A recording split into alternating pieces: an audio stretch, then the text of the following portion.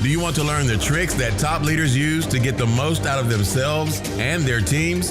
Well, Naftali Hoff is here to help. Lead to Succeed picks the brains of top leaders to learn about their challenges, insights, and best practices. Here's Naftali. Hello, Lead to Succeed Nation. It's Naftali Hoff, and welcome to Lead to Succeed, episode 109. Today, I have the pleasure of speaking with Miriam Schulman. Miriam is an artist and founder of The Inspiration Place, where she helps other artists learn how to profit from their passion and become better artists. She's helped thousands of artists around the world develop their skill sets and create more time and freedom to do what they love. Her art and story have been featured in major publications, including Forbes, the New York Times, Art of Man, Art Journaling Magazine, What Women Create, as well as featured on NBC's Parenthood and the Amazon series Hunters with Al Pacino. Schulman's forthcoming book with HarperCollins, Leadership Artpreneur, is scheduled to be released very soon. We're recording this just a couple of weeks before the release on January 31st. The Inspiration Place podcast is in the top 1% of all podcasts and is listened to in over 100 countries. Wow, that was some bio for sure. Miriam, so glad to have you on the show today. Well, thanks so much for having me. I'm excited to be here. Well, I'm excited as well, and I'm far from an artist, but I do like to think of myself as somewhat creative. So maybe I can personally benefit as well as, we share these ideas and whatnot to the audience at large. So I want to move into an area. I didn't mention it in the bio, but I know that you have a framework, a special framework called Passion to Profit. So I'd like to learn more about that because I think everybody's interested in finding ways to profit. And I think everybody's interested in following their passion so long as it ultimately does lead to profit or some kind of benefit. So explain, please, what that framework is and how can it help a person turn their passion into a successful business? Okay, so the framework has 5 Ps, and this is not just for artists. So this framework comes from traditional business. Any business, you have to have a plan for production. Is it art? Is it sneakers? Is it coaching services? Is it piano lessons? Whatever it is, that's your production. Your pricing, are you pricing abundantly? Prospecting, building your audience, building an email list, and promotion and sales, followed by productivity. So, and I know productivity is something near and dear to your heart. So those are the 5 areas. And just to circle back to something you said earlier, creativity is a survival strategy. If you're an entrepreneur, you have to be creative because things change all the time. You think things might be working one way. You're depending on Twitter, and something changes, you're depending on TikTok and that gets taken away from you, or the supply chain changes, like you're dependent on China. So things are constantly changing in the world of business and marketing. So you always have to be ready to be creative in your business and pivot whenever that is needed. Otherwise, you can't survive if you're always staying the same. Yeah, no, you're 100% right. There's a lot to unpack there. I am curious, talk for a moment about one of the P's, one of the earlier ones. You talked about pricing and you used the term abundantly. What did you mean by that? And what does that look like practically, whether you're an artist, a coach in my case, or anyone else who would fit within the model you're describing? Okay. So inside the book Artpreneur, I have a chapter called Think Like an Abundant Artist. It gives 14 lessons for how to think abundantly and how to price abundantly. But before we get into any of them, what I'd love to share is a story about a client I met with yesterday. And I asked her to kind of grade herself on pricing. Are you pricing your art appropriately? And she took appropriately to mean, guess what the customer was willing to spend. And she was lowering her prices, thinking that this is all people would be willing to spend. And this particular artist makes equestrian portraits. And I says, well, I think that people who have horses generally have a lot of money. And she says, well, these are volunteers. I said, I think people who volunteer generally do it because they don't have to work and also have a lot of money. So For her, appropriate meant bringing the prices down. And what I meant is making sure you're pricing your art appropriately to the market, to what the market is willing to bear. So a lot of people self-sabotage. And this goes to what I talk about is the belief triad. So the belief triad is belief in yourself. We've all heard that in self-development. Believe in yourself. Second part, believe in your art. But the third part is belief in your audience, belief in your buyer, belief that there is somebody who wants what you have and is willing to pay premium prices for it. And that's where we self-sabotage, because when we think things like, oh, volunteers for horses don't want to spend money. In this particular example, and we either lower our prices or we don't serve the customer appropriately because we are thinking in our minds that they don't want to pay, they're not willing to pay, they don't have the money. When we don't have belief in their audience and the customer, that's where things fall apart and we're not thinking abundantly. Okay, so I'd like to unpack that even further, if I may, because part of the question, of course, is we could think, even with your, let's call it pep talk, we could think that they have the resources to do so. And then, when the rubber hits the road and you actually share your pricing, sometimes you'll get people who will run with it. And they'll say, no problem, perfect. There'll be some people who have to think about it. There'll be some people who say that's way beyond my expectation. Is there a process you coach people to and through that helps them figure out what, use the term, what the market will bear?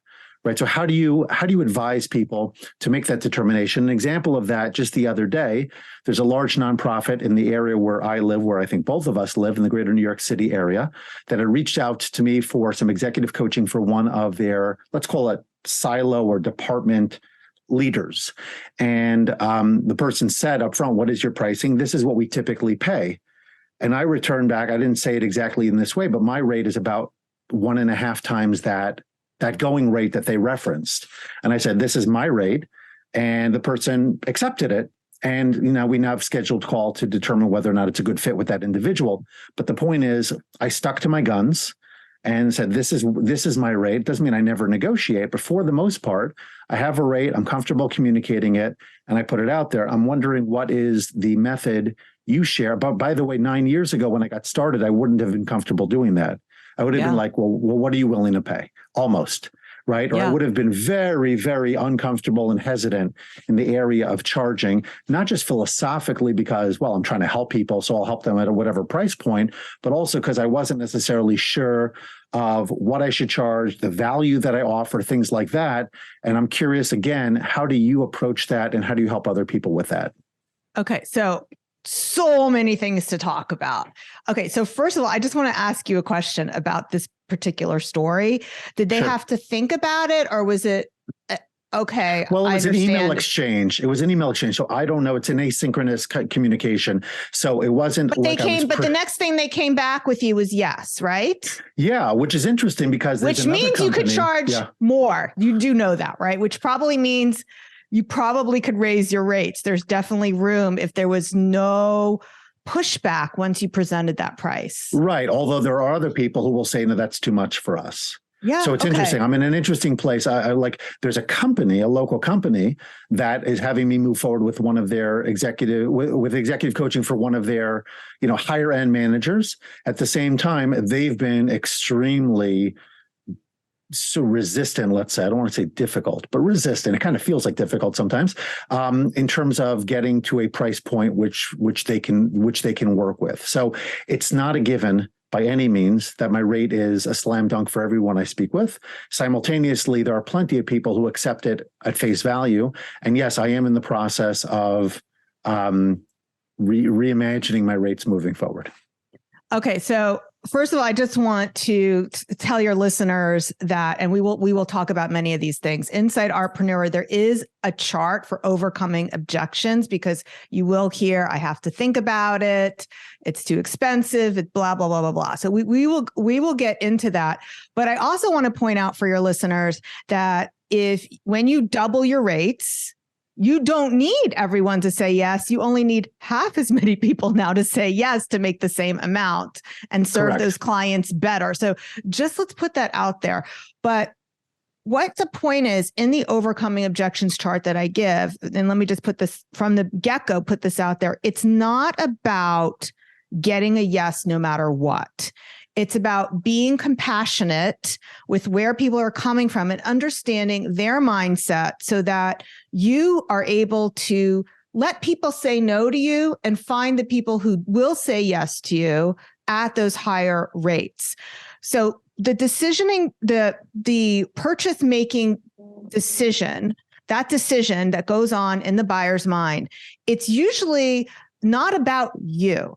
It's not about whether you, the name, I don't know the name of your consulting firm, but Naphtali Hoff. It's not whether you're Impactful worth coaching, it. but yes. Yeah, It's not whether you're worth it. It's whether they're worth it. If they're worth investing that money, if they have a fear of making a mistake. And this is true no matter what you sell. So with art, it's not whether me, Miriam Schulman, is worth spending $5,000 on a painting. It's whether they feel comfortable spending $5,000 to buy a painting for themselves. And it doesn't matter what you sell. This is the decision making that's going on in their head, whether they're worth it. When you know that, it becomes much easier to overcome their objections because you're understanding that it's not really about you and your price. It's about them. And that's true of all business. It's always about the other person. We always make it about us. It's always about the customer. So let's translate that into I like to be action oriented and practical. And I think what you're sharing is very deep and has a lot of wisdom behind it. But I want to turn it into something. You talked about compassion, but you also talked about this piece about making it all about them. And is it worth it? Are they worth it? So how do you guide somebody through a process where you're demonstrating, you say compassion, I might use the word empathy as part of that, depending on the nature of what the conversation is. But ultimately, where I want to get to is how do I make it about them so that they see the situation from their vantage point so that they can determine, yeah, it really is worth it for me because here are the benefits. This is how I'm going to grow. This is how my life will be improved. So talk us through that a little bit more. Absolutely. Because in your mind, if you think that the only thing that they're thinking about is the price, you're putting too much emphasis on the transaction rather than the experience and the results.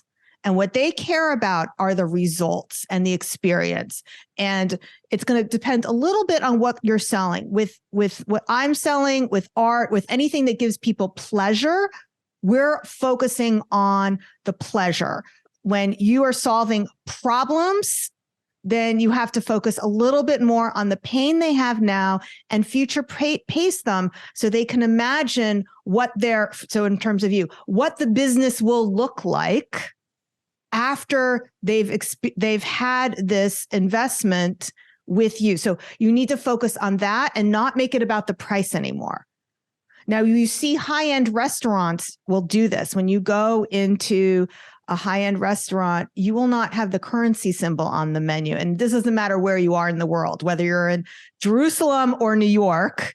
If you go into a high-end restaurant, it just has a number. And the reason they do that is because studies have shown that when they take the currency symbol off the menu, people think less about the number as being a transaction of money, and they focus more on what they're getting and the emotional experience of it. So you need to focus more on the experience and less on the transaction, less on the things. Less on you get X number of Zoom calls. Nobody cares about Zoom calls. Nobody cares about how long you're going to spend with them. So that's making it about you and your time. So here's an example. Like if I were to go in for a root canal and the dentist said to me, it's whatever, I don't know what root canal is. What is it? Who knows? $2,000. I have good teeth. I was told that in Manhattan where you live, it's about $3,000, but in other areas, it's less. Okay, so let's go with my neighborhood. Luckily, I have good teeth, but $3,000. Let's say it's $3,000, and the dentist is not going to say, it takes 6 hours, therefore it's worth more. If he said to me, I can do your root canal in half an hour, I'm in. I don't want it to take more time. It's not about the time. Not about the time. It's about the result you're getting. And sometimes people don't want like to hear about that. It's like 12 Zoom calls and all this time it's going to take them. So you have to think about what's in their mind that is getting in the way of making a decision. Now, a lot of it, and this is why we talk about the belief triad: belief in you, belief in your product, belief in the customer. If you're getting a lot of, I'll think about it, there's a couple of things going on. And if you think it's the price, you're thinking the wrong things, because a lot of times it's not the price. If you're getting a lot of, I think about it, it could be because you offered too many options and you made the decision too difficult. It could be that you're projecting uncertainty.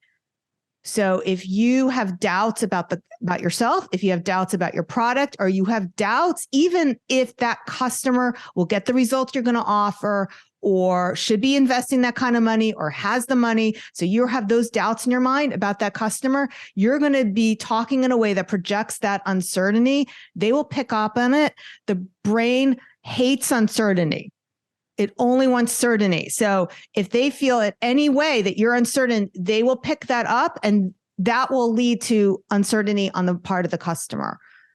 Okay, that's been incredible. And I want to, if I can, I'd like to back us up a little bit, because we're already making an assumption that somebody is in business, and we're already going through the process of how do you get your clients and how do you talk to them and ensure that they are willing to pay for your product or service. What are the first three, I know you talk about this, surprising steps to starting a business that will empower you to be a true entrepreneur? Because I think a lot of people have ideas about what starting a business looks like, but we obviously want to start it successfully. And sometimes we don't realize what that truly means. Okay. So a lot of times people think that the first step is print business cards, get an LLC, pick out a logo. And the very first thing you really need to do is to create a container, a separate bank account for your business. Now, you can start off seeding that money from, your personal funds or from a loan or whatever. But going forward, all your decisions about your business will be so much cleaner if all the money coming in from your business goes into this business bank account, and all the money going out comes from that. It makes it so much easier to decide what investments you need to make. And the other thing that I hear coming up from people is, now this is true a lot. If you may hear this from people who are individuals, who solopreneurs, maybe they want to see if they want to invest in coaching. They may say, I have to ask my partner.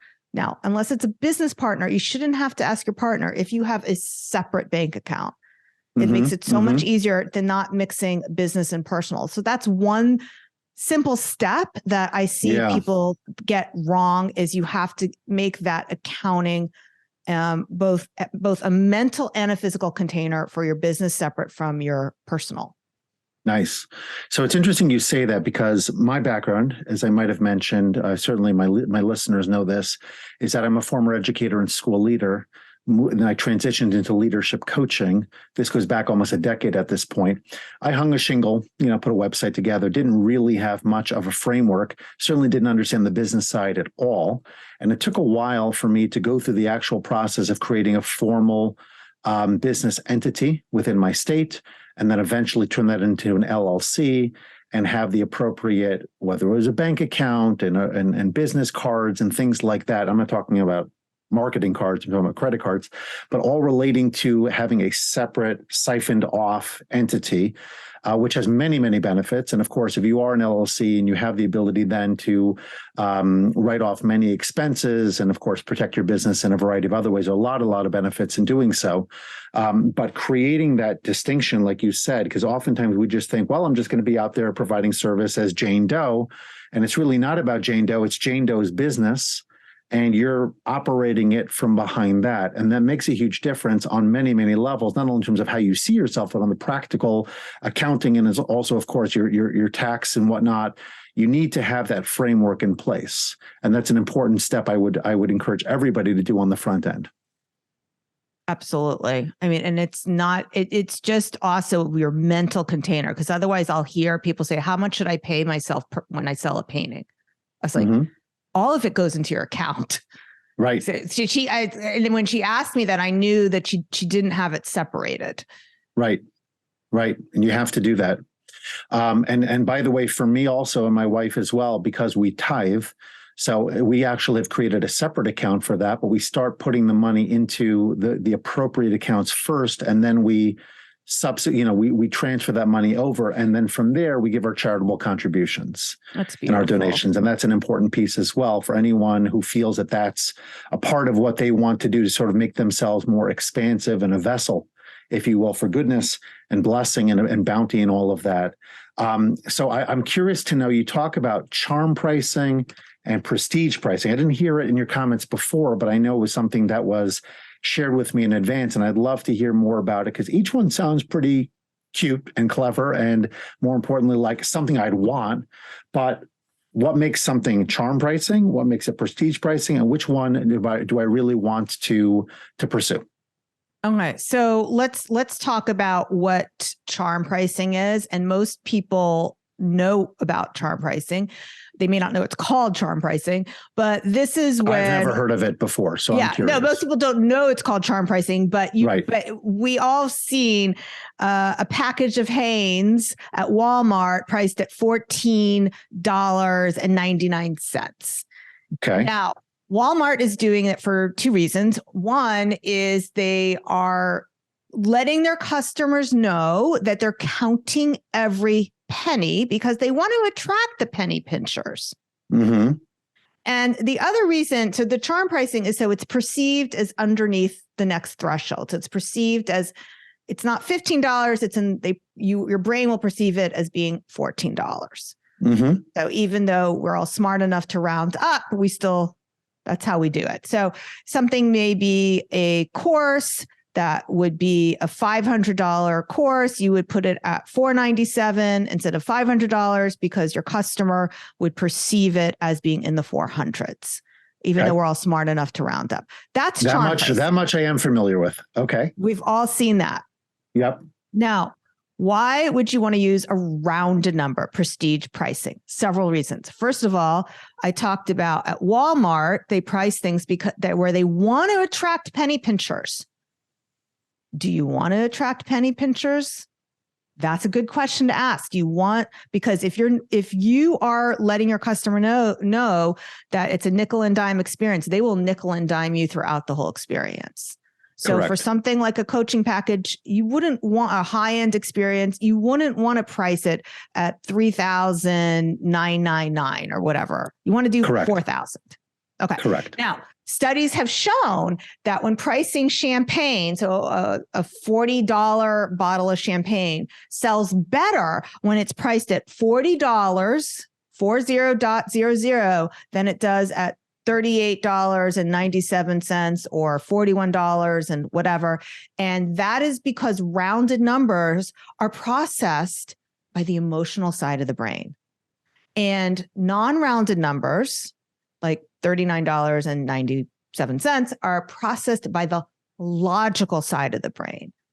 So which side of the brain do you want your customers using when they are making a purchasing decision with you?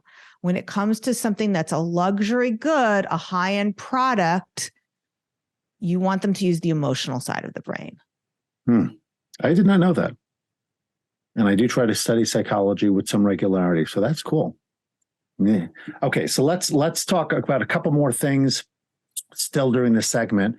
One of them that is of interest to me, because I know we talked about, I can't recall if it was during our actual recorded conversation or the pre-conversation, but sort of staying in sync with the future of marketing, because it's a moving target. I mean, I certainly have seen it even in the few years I've been in the field. And by the way, I knew almost nothing about marketing before I got into coaching, because in school leadership, outside of marketing my school, which wasn't even my primary responsibility, it really wasn't something that I did on a day-to-day basis. But now I've got to do it all the time, right, in order to ensure that people are aware of who I am and what I can offer, et cetera. So as you look out into the future, Tell us a little bit more, please, about this piece, right? What is the future of marketing? How does one stay in sync with it? What does that process involve? I love this question, and I can't wait to climb on that soapbox. So when I wrote this book, I made a case for traditional marketing and email marketing over social media. And when I got my first developmental edits back, the editor wasn't too happy with that. She's like, oh, well, she's in her 50s. I guess she doesn't believe in social media because she's old fashioned. And so then when I went to edit the book, I made a stronger case for why the future of marketing is email and not social media. When I first started writing Artpreneur, the average engagement rate on Instagram was 1%. By the time I went to edit the book, it had dropped to 0.6%, not 6%, 0.6%.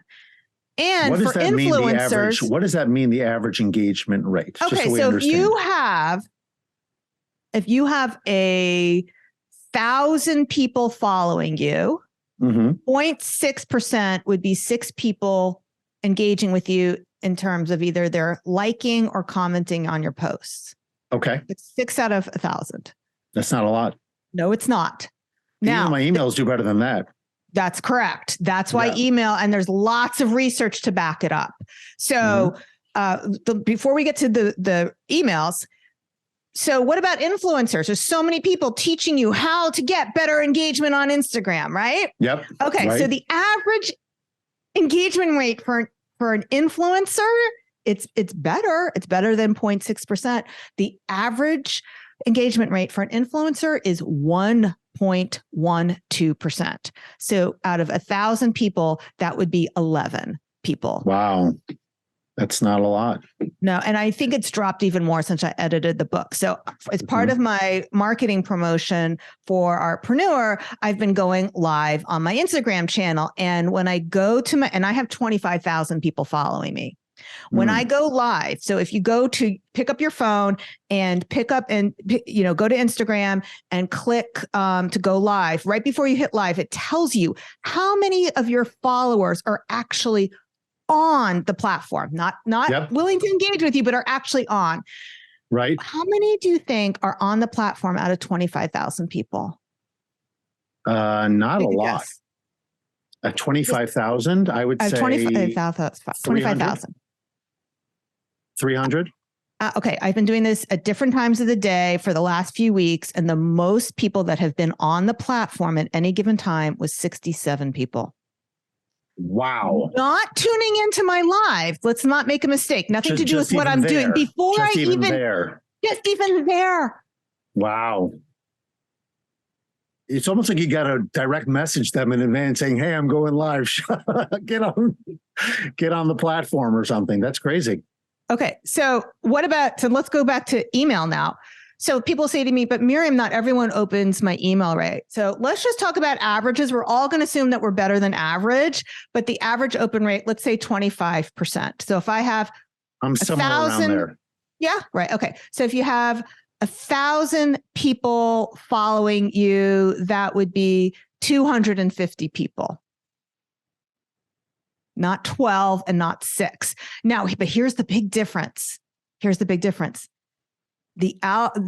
When somebody receives your email, they decide whether or not they're going to open it. When you're on Instagram, the algorithm decides whether they even see it. That's exactly right. And I've never met an algorithm that seems to like me, by the way. I've noticed. Well, they like you if you pay for it. That's right. And they're a business. So let's be honest. They're a business. Sure. They have to make money. Yeah. And that's the way it works. That's exactly right. My goodness, there's so much more I want to discuss with you. We do have to transition in just a moment, but I cannot do it without asking you a question that I ask all of my guests now, and that relates to the biggest mistake you've ever made. And the reason I ask this question is because I only have very successful people on my podcast. And so whenever we're having conversations that sound like, wisdom, success, experience, all that stuff, it sounds like somebody was kind of born to be successful. And we oftentimes don't see the messy parts that lead up to this opportunity or this stage in our development. So share with us, please, Miriam, something specific that you went through, that you've learned from, and have become more successful as a result of. Okay, there's so many things, and a lot of them are what we talked about today. So first of all, I only knew about charm pricing. I did not know about prestige pricing. And that's because when I started off selling my art online, eBay told us we would make more money if we priced it to the penny, but that's because that's who shops on eBay. So there's mistake number one. And mistake number two, so I've been in business for over 20 years now. I was about 10 years in before I started my own email list. And there was a huge inflection point in my income and my sales when I began marketing and building marketing through email and building an email list. So my biggest mistake is I didn't build an email list sooner. Got it. I'm with you. Thankfully for me, that was not part of my strategy. I actually reversed it. I was much more into email than I was into social. In fact, I wasn't even on social media at all, because in my circles, in the Orthodox Jewish community, social media did not have the most positive association for a variety of different reasons. And some of that I think is very valid. But either way, that's how I did it. And thankfully I had that foundation, but I really appreciate you sharing that. We're going to transition now to rapid fire, and rapid fire is those quick responses. I hope you don't mind this first one. It's a little bit of, it might almost have a little bit of association bias, but I'm just curious. And from 1 to 10, I ask some of my guests this question kind of randomly there. From 1 to 10, how weird are you? Oh, I am an 11. So I actually have a chapter in my book called Embrace Your Inner Weirdo. Maybe that's where I got it from. I wonder, because I thought that's a super question for you. All right. If you had an hour with one person who you never would otherwise meet, and it can be a historical figure, who would it be? Rabbi Heschel. Interesting. Next one, a book you most often gift or recommend? Okay, so I recommended this just recently, Status and Culture by who's the author? I think it's Marx. I think Marx is the last name. I'm not familiar. It's brand new. It's brand new. It just came out this year. It's fascinating. Regarding, like, what is the focus? It's talking about how culture and status, the interplay, and how everything is about pushing against what came before it. And I think in terms of anyone worried about artificial intelligence, artificial intelligence is based. Okay, this is supposed to be rapid fire. Do you want me to really go on and on? I wasn't looking to go too deep here. No. Okay. No. I'm deep. But I will tell you, I am using artificial intelligence for a lot of my content creation lately, and it's been a huge benefit for me. So I want to use it as a tool, but I don't feel that it threatens me as an artist or a creative person. No. And even as a coach, I think it's really a separate piece. But when it comes to creating content, and even put together some small elements of my book that I was able to utilize. So it was really very, very helpful. Anyway, last one is a productivity tip that helps you to get more done. Okay, well, let's use the AI thing. So you know what I've been using ChatGPT for is to help me write better customer emails, because I used to like slave over like these difficult like questions that would come my way, and I write what I want to say. Like get lost. I write what I want to say to ChatGPT, and I think, what is the nice way to put this? And that's been clever. Very valuable. I've not used that angle yet, but I certainly will moving forward. Okay, so Miriam, how can listeners find you, reach out to you, learn more about your work, get a copy of your book? Where should we be going? And of course, it'll all be in the show notes as well. Okay, so Artpreneur, you can get it anywhere, but we do have some super duper bonuses. If you go to artpreneurbook.com, it won't cost you anything extra. You can choose the book from your favorite site, even your local independent bookstore, and put your name, email, and order number. I'll set you up with those bonuses. And if you like what you heard today, come find me on the Inspiration Plays podcast. I'm super deep and super weird. And can I give a freebie out? Is that allowed? Sure, of course. Okay. So if you want chapter 1 for free, go to schulmanart.com/believe. That's chapter 1 is choose to believe. And that way you can try the book out. Chapter 1, totally free. My gift to you. Thanks for listening today. Sure. And don't forget that Schulman includes a C after the S. Oh, yeah. Thank you. That's right. Sure, I'm an because SCH. I've seen how it's spelled differently. Okay, so Miriam, you've given us a ton. We've talked even longer than normal because this has been fantastic, and I just would love to continue, but I want to make sure that we wrap it up within our regular time frame. But I wanted to ask you for one final life lesson, something inspirational, something insightful to end our session today. Okay, so I ended Artpreneur with keep marching forward.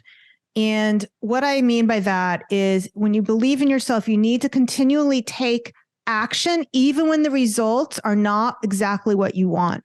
You are always in charge of the actions you take. Just keep marching forward, not in place, one foot in front of the other. Awesome. Love it. Great way to wrap up the session. Miriam, it's been an absolute pleasure. So happy that we spoke and so happy that we're speaking so close to your launch. You should have, as we say in the Hebrew, Mazal Tov, a tremendous flow of abundance from above and much success in all of your endeavors. Thank you so much for coming on the show today. Thank you for having me. Tova Rabbah. Thanks so much for listening to this episode and for investing in yourself so that you can lead to succeed. Before you go, don't forget to subscribe, rate, and review the show. Your feedback gives the show more social proof and encourages more folks to listen.